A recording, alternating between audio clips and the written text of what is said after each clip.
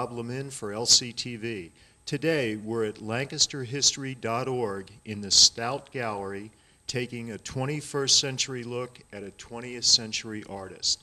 Florence Starr Taylor, Lancaster homegrown, wonderful talent, traveled the world. An artist that deserves a closer look by today's audience. I'm happy to be with guest curator Ron Edelman. Hi, Ron. Tell us about Florence Starr Taylor. There was a crossroads in my life where I met her, and it was almost magically because she changed my life and my wife's life so much by meeting her.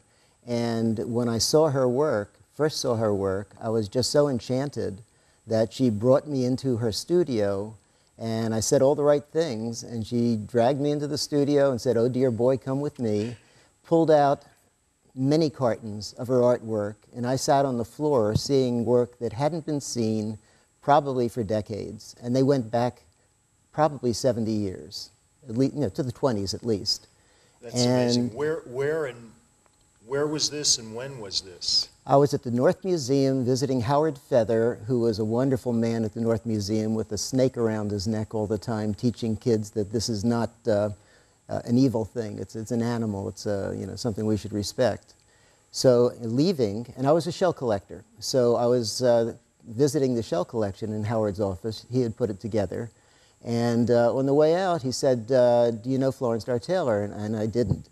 So he said, "Why don't you check out her show? It's right out here."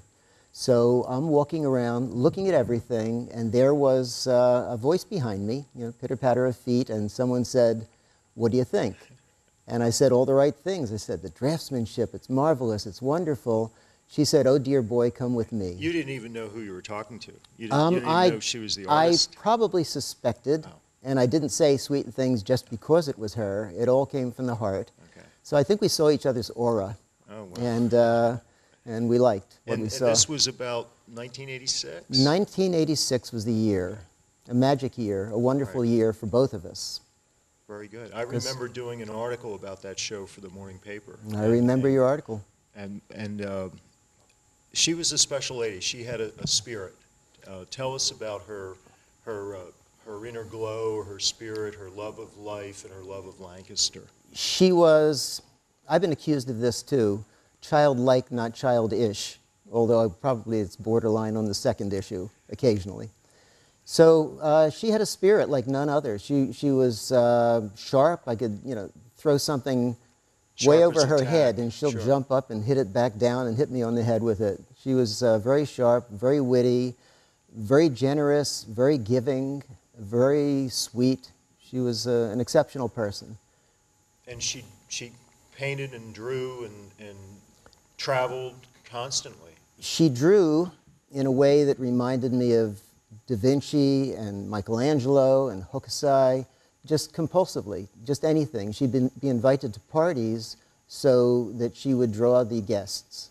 That's, and she would just go to the party, and as sociable and vivacious as she would just sit down in a corner and draw people there. There's even a story when she was traveling to Europe on a ship that she drew all the passengers on the ship, and stories grow.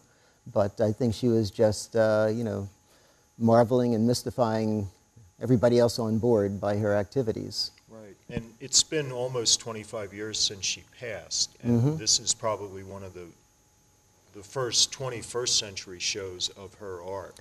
That's true. It's been 5 years since the last exhibit, and you just can't show something all the time. It doesn't work, but this was time, and especially in that this show is going into the 25th year, a quarter century.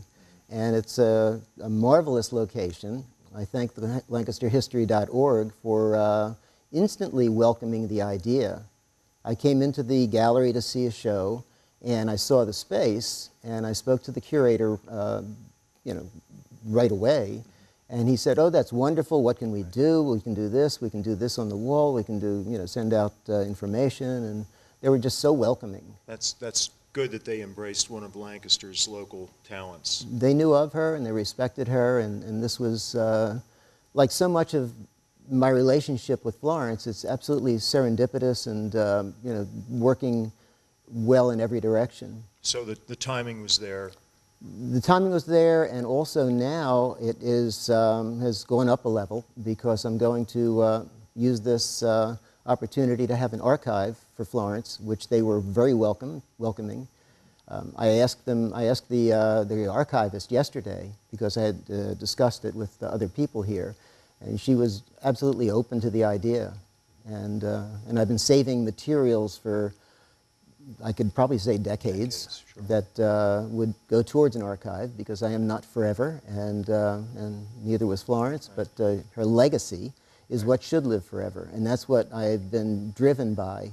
I noticed something that I had written 10 or 15 years ago, and I'm speaking of the legacy. And I think I even mentioned the archive in that. And so everything is sort of coming true, and it doesn't happen as quickly as one wishes, but it happens if one is steadfast and you know, towards linear. Well, there's a saying that paper is patient, and Florence left a lot of herself, her soul, her reflections of Lancaster on the paper. Oh, absolutely. And we're surrounded in a gallery with dozens, I'd say nearly 100 pieces of In a way, her she art. documented Lancaster. She documented the history of Lancaster, as will be seen in the newspaper, the full-page spread when she was working at the Lancaster Intel. Mm-hmm. But she just documented everything in front of her. Right. And it was, and history books that were very specifically documenting the Revolutionary War, early Lancaster, people. She's documented everybody who was either somebody or just somebody That caught her who was eye. a human being, Right. and she loved humanity. Okay, let's pause here, and we'll start a gallery tour and come back for a closer look with artist Florence Starr Taylor at LancasterHistory.org. We're at LancasterHistory.org in the Stoudt Gallery, taking a look at the art and life of Florence Starr Taylor and her legacy to Lancaster. I'm with guest curator Ron Edelman, longtime friend of the artist, and Ron's going to talk about Florence and her connections to Lancaster. Florence was working for so many of the major corporations and you know, places of interest in Lancaster. And after she graduated from school, the Museum School of Industrial Arts, and after a short stint with Louis Comfort Tiffany as a guest student, she worked for the Lancaster Intel. And at the Intel, she was doing everything. This is an example of the front cover that she did, and she did a full cover indicating the future, the past, and the present of Lancaster. The future is very fanciful. It's filled with Zeppelins, and Led Zeppelin would have been closer, but it's filled with Zeppelins, and it's very hard to anticipate the future. She was a great artist, but not a prophet. So she was still in her 20s. She was in her 20s. She was very young, but she was doing, she was the first female artist with the Intel. She was doing journalism, she was doing the artwork for the newspaper, and she was doing the ads for everything new coming out, like the beginning of electricity almost. So she was really at the crossroads of American evolution in industry and cars and phones and everything else. She had an interesting birth date. Her Tell us birthday was about that. 4404, a date she saw as auspicious, and Florence made it auspicious through her life. What she accomplished and the people she knew and everything she was able to do just made it auspicious and neon. Yeah. And she continued to have her art showcased throughout her life. I can recall her illustrations for Watt & Shan's department stores in the 70s, even into the 80s. Mm-hmm. Yeah. Very prolific. And fortunately, I am archiving so much material, and she has a scrapbook that shows what she has done through time. It's very chronological, and it has ads that she's done, and illustrations, and letters, and all sorts of things. But you can just see that she was on top of everything. Okay, let's take a walk through the show, and you can kind of walk and talk and tell us a little bit about, for example, this photo from the 80s. Looks like the Red Rose Award, maybe? This is then Mayor of Lancaster, Art Morris, presenting Florence with the Red Rose Award. and this was for her volunteerism, which was selfless and never-ending. She would draw at different churches to raise money, and she would deliver Meals on Wheels. She was reading to the blind. I've been told she actually fell asleep a couple times reading to the for the Blind Association, and everybody just loved her more for it. So she was very giving and very generous and very deserving of that award. And not only did she work in advertising and publishing and print, but she was involved with a television station in the mid-'60s. She was a pioneer, and one of the greatest leaps she made, she had to be in the new fledgling public television, and WITF then in Hershey was her target. So she went in to get the job for the artist in the station, and it turned out that many young girls were trying to get the job, and they were all there with their portfolios and being called one after another, and Florence was being ignored.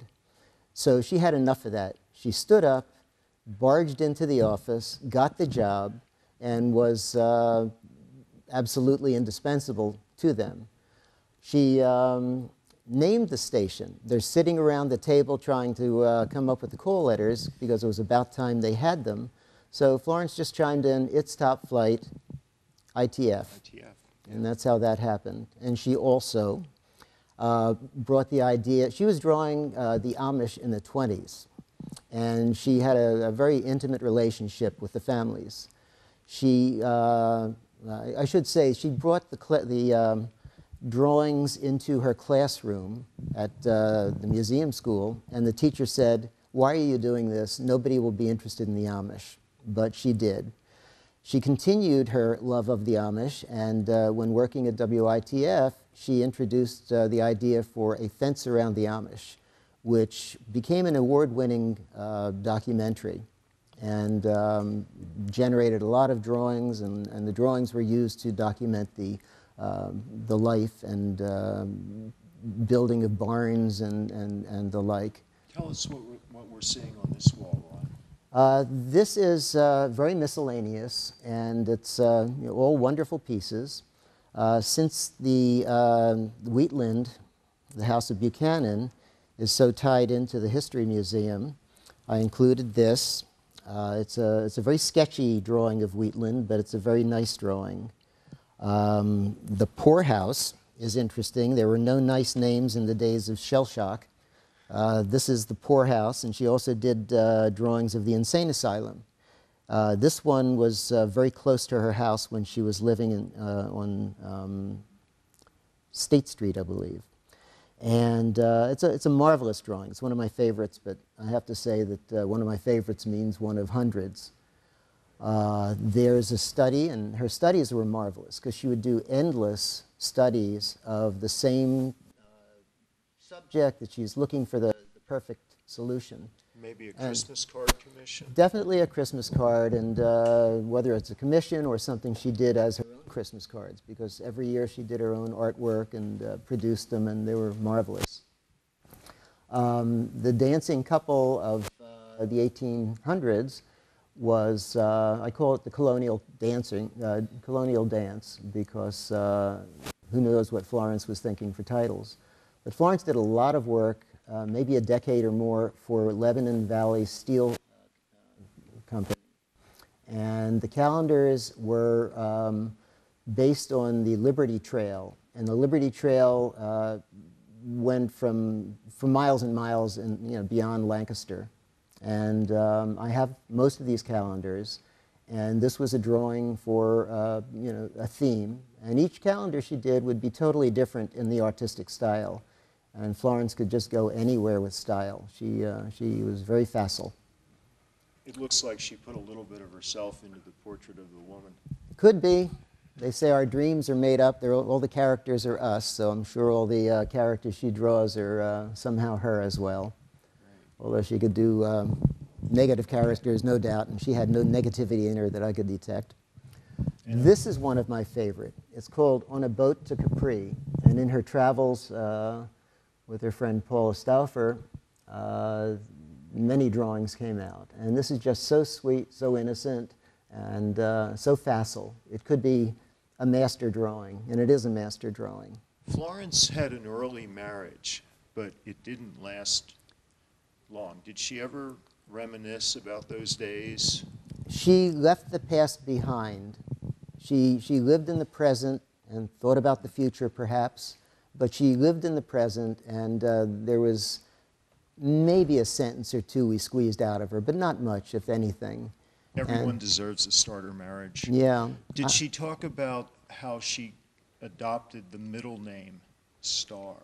Well, it's what followed the name that she dropped after the marriage. And I want to say that in the marriage, a golden cage was built for her, and Florence was a hummingbird. She was uncageable. So I think she would be a hard one to harness.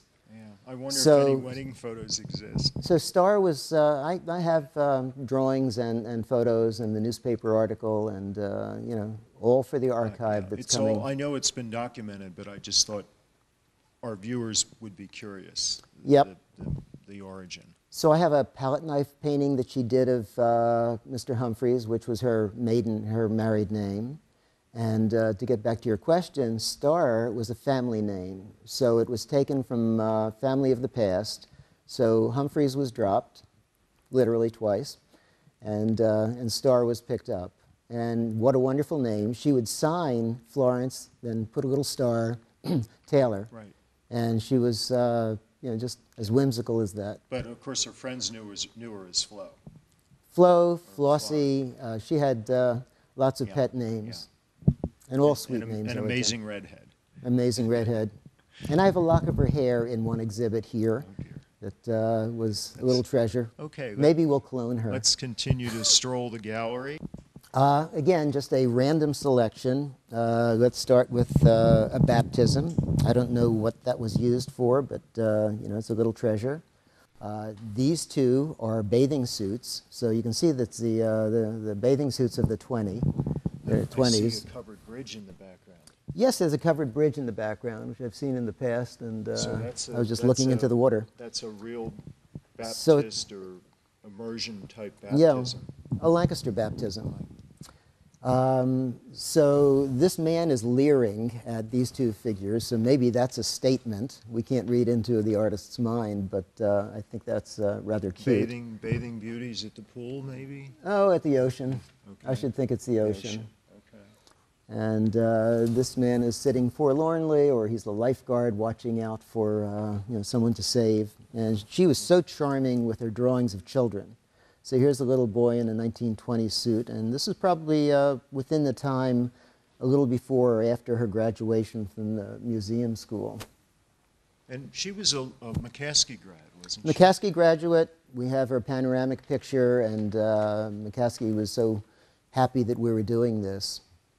Great. And McCaskey would be called Girls' School or Stevens High in those days. Girls High, Girls High, Boys High, yeah. Mm-hmm. This is interesting, art school, 1924, model art school, 1924. I have two studies of the art school model, very much the same, the man reading the newspaper, and I just love them. They're just wonderful. And nobody could draw a chair like Florence. This chair, it's sort of Van Gogh, and it's just so wonderfully drawn. And there's chairs. She loved to draw chairs, houses, people. There was nothing that she didn't want to draw. Right. And this represents her European traveling. So this is Hamburg. And architecture and sweet little girl and everything Florence loved to draw.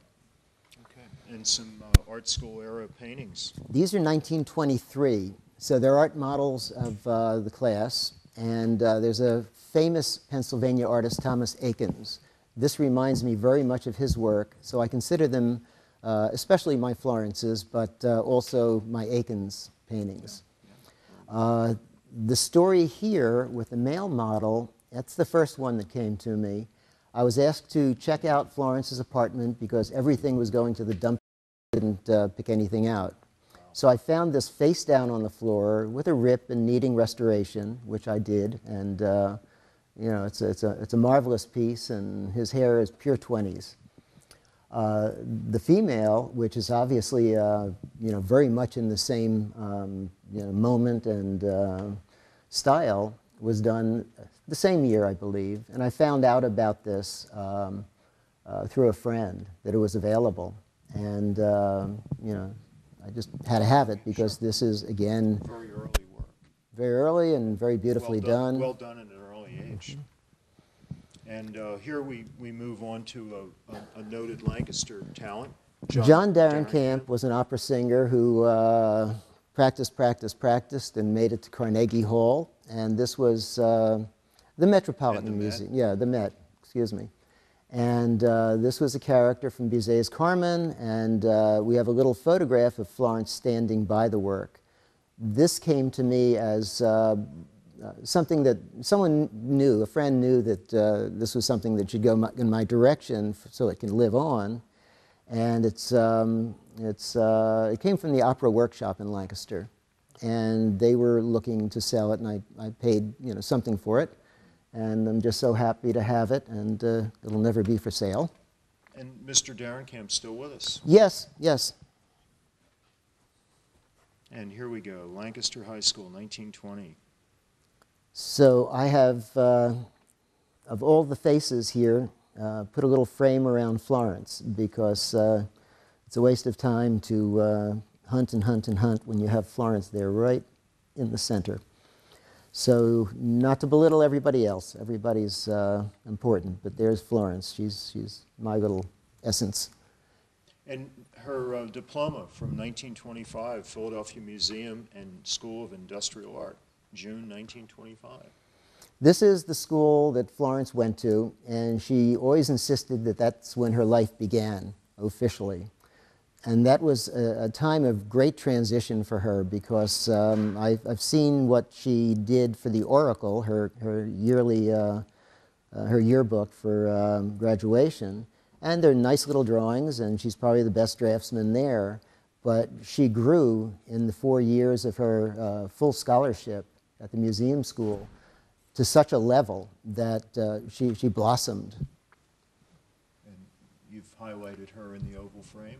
Now, this is interesting, too. This is the museum school again, and it's in the courtyard of what became the Philadelphia College of Art, where I went. And our son went to the museum, the University of the Arts, which is the same school. So there's just so many attachments and connections and coincidences. Okay. And now we shift gears a little bit. This group is what I call the personal collection. We live, I have some of these in the shop and some in our house, and some are just sort of leaning in special areas where they can be seen by us in passing. This one in particular reminds me of her time with Tiffany. Now, this is before she had her scholarship with Louis Comfort Tiffany at Oyster Bay in Long Island, but she definitely had the feeling and the palette and the color of it. This work we have in our house, and it's just so wild and free.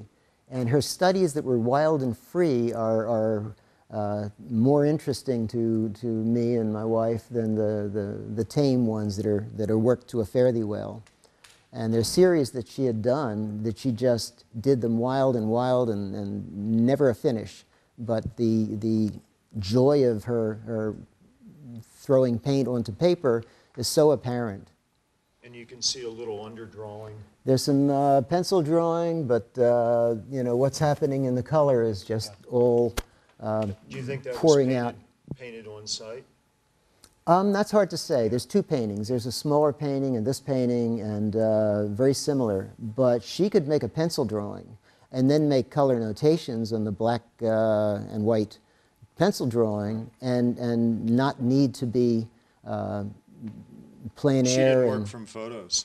I'm sure she did. I'm sure she did everything. You know, when a photo was needed, I'm sure it was there. And you know, I certainly have photos of things that she would be involved with. Do you have an idea of the dates on these pieces? So few were dated there was a period when she was signing everything on the glass cutting table at our shop, with me not knowing at all that she was going to direct them to me later, because she sort of owned me. You know, I met her and I was hers forever. I am her champion. Okay. And she didn't just stay in Lancaster. She traveled? She did a lot of traveling in Europe, in the Middle East, Morocco, and I have lots of drawings and lots of letters from this period. During the Depression, these two pieces were a result of her being invited to Florida. She got a very choice job at a Florida hotel to do the artwork there. She was so kind, she brought as many artist friends as she could to enjoy the work during the time of the Depression. So this was very wonderful for her and for the people she shared the ability to run through the Depression without that much suffering. And in the middle looks like Conestoga House. Yes. John Enterline is somebody who purchased this years ago. He was the artistic landscaper for Longwood Gardens and also the Conestoga House. And very recognized and able in his trade. This is the stable and the duck pond, as it's titled, and it's the only one. I might have had other studies, I don't know, but this is a very fine little piece. And that duck pond's no longer there. Yeah. And John called me a week before the show, would I like to show it? And this just made this space work. Perfect. This is an interesting example. Somehow this painting came to me, I was made aware of it, and it was either donated to the collection or I paid something for it, I have no idea. But this is from her sketchbooks. It's a copy. In 1988, she gave me a bunch, 3 incredible sketchbooks, which just proved to be filled with wonders. They're just jam-packed with gems. So this is a study to show that she could look at the study and come up with a painting. So I don't know the story behind it, but it's something that she saw and did, and took it to another level. Yeah. Too bad she didn't sign it. But I guess a lot of artists don't like to sign things until they're ready to let them go, to sell them. Or I think this is indicated on the reverse. On the back. This is a great example of her doing work after work after work, and this is the example of not caring about coming up with a finished. And she sort of apologized. I just did all these, but I never did a finished piece. Now, to me, this is so finished. And there's another piece, which is also an original, which is a variation on the theme, and just amazingly free and powerful, and making a great statement.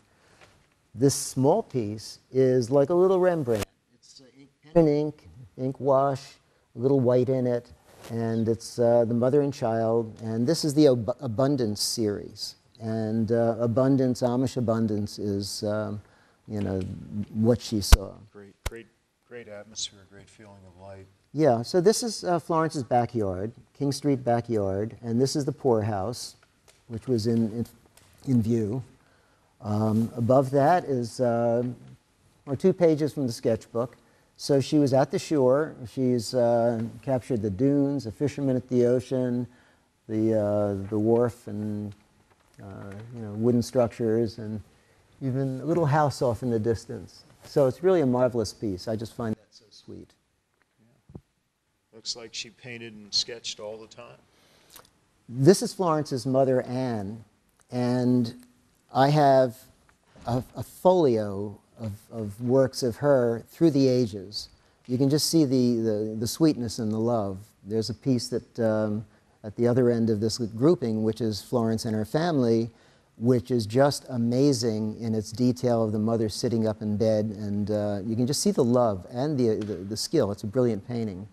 So this is Florence's mother, and this is a portrait Florence did. 1962. 1962, and this is the father, William, and they're just spectacular. Okay. And we're back where we started, a little while Yes. ago, and we have about half of the wall to go yet.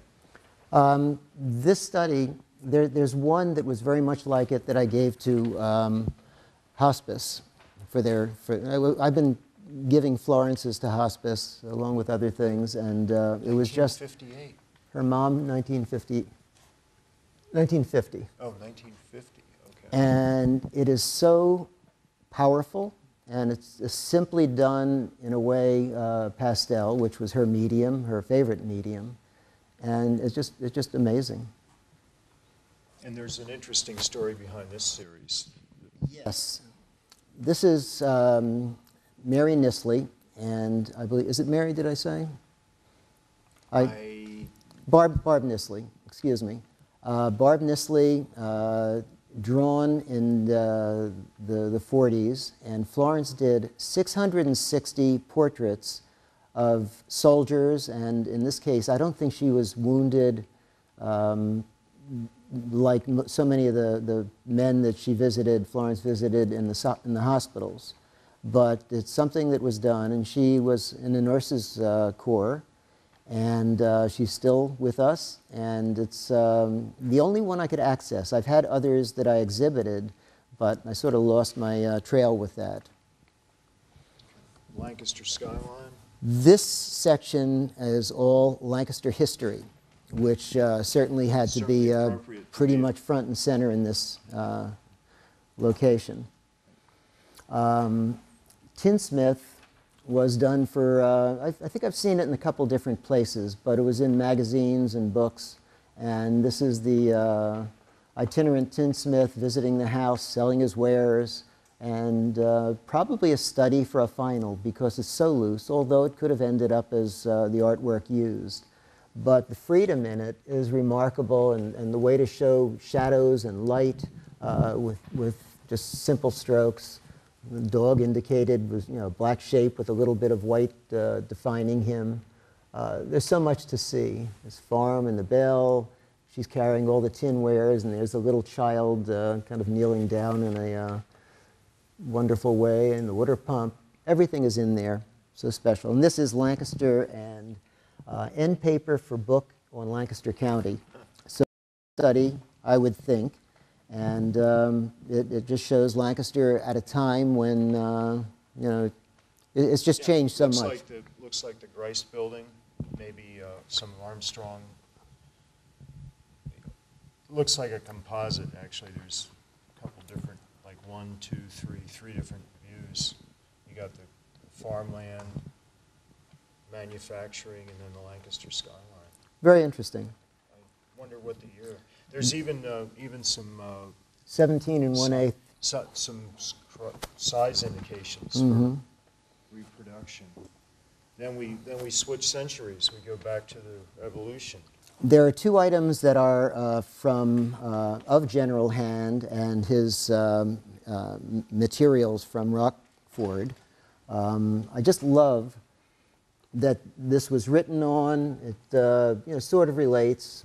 I'd have to read it again to get it, but this paper has had water damage, the edges are whatever they are, and the drawings are marvelous, and just the essence of the way it is maybe better than if it were pristine. I remember she had her studio at North Museum, and for there were decades. just boxes and boxes and piles of stuff, just stacks of everything, and it was a treasure trove.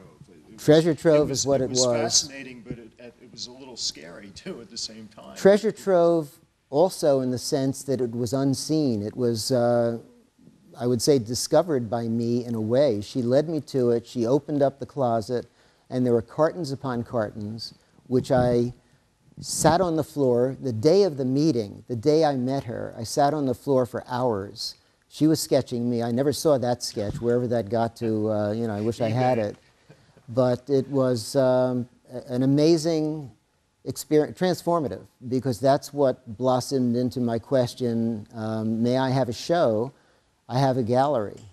And she said, oh, yes. She didn't think twice about it. And for the most part, everybody saw that I was doing this for her, and I couldn't help it. Could this be Lancaster? This is West Mifflin, and it's called one of the oldest streets in Lancaster. West Mifflin, wow.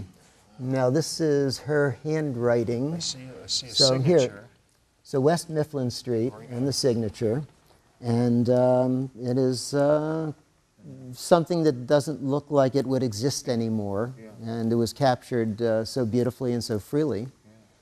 And then back to Rockford. Back to John Rockford. Wise, This is the John Wise balloon, and she has it going over a hay wagon. Lancaster balloonist John Wise, and there were many studies of John Wise, and she had the newspaper articles, and you know, having gotten most of what she intended for me, I have so much of what she used as reference. haying. Yep, And another full moon.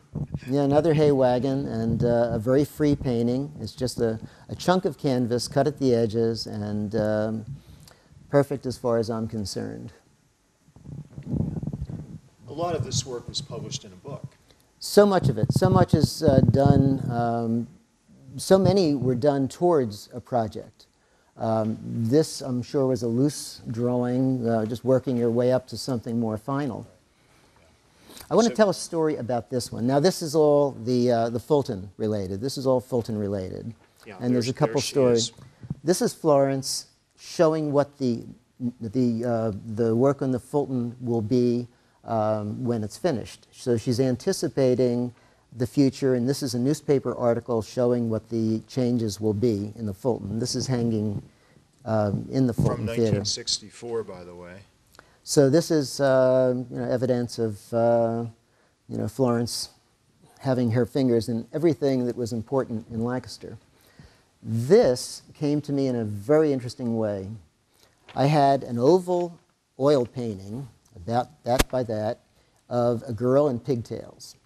A woman, a customer, came over to the shop one day, and she looked at the painting and said, "I had pigtails when I was young. Then, oh my, that's me." So, and they also, the husband and wife, also owned this wonderful image that she allowed me to make a giclée of, because this was just something that should be shown and known. They have the original. They have the original, and we're happy to let me use it, and certainly happy to have her childhood painting get back to her where it belonged. And the old cover from Lancaster Motorist, published for, I believe, AAA. Yeah, I think it was pre-AAA, and that's, again, showing something before it became what it's known by now. So I did a number of these. There's one at the Fulton. If one goes down the stairs at the statue of Robert Fulton, to the right, you'll see one that's very similar to this, and more involved, has more, artwork and information in it. But these are just wonderful examples. And this is an example of a page from the Lebanon Steel Foundry. And it's one where the Liberty Trail, which goes from Gettysburg to Philadelphia, includes Fulton. And it was an amazing series of artwork that she did. And we've come to the end of the exhibit.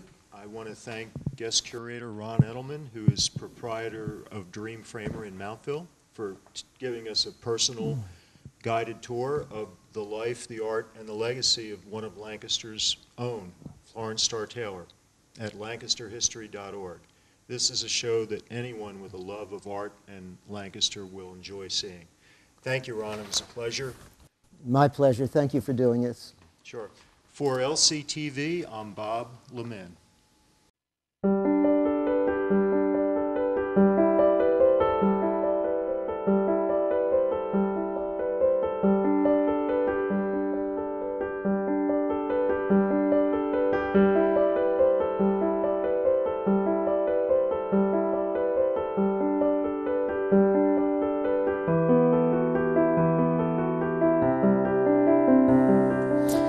The day after Florence passed away, a customer of ours brought in a piece of calligraphy to frame. And when we read it, my wife and I just began to cry. This was the release that we had at the time of her passing. And it reads, If in one day, in one night, pass into the mysterious regions, remember me.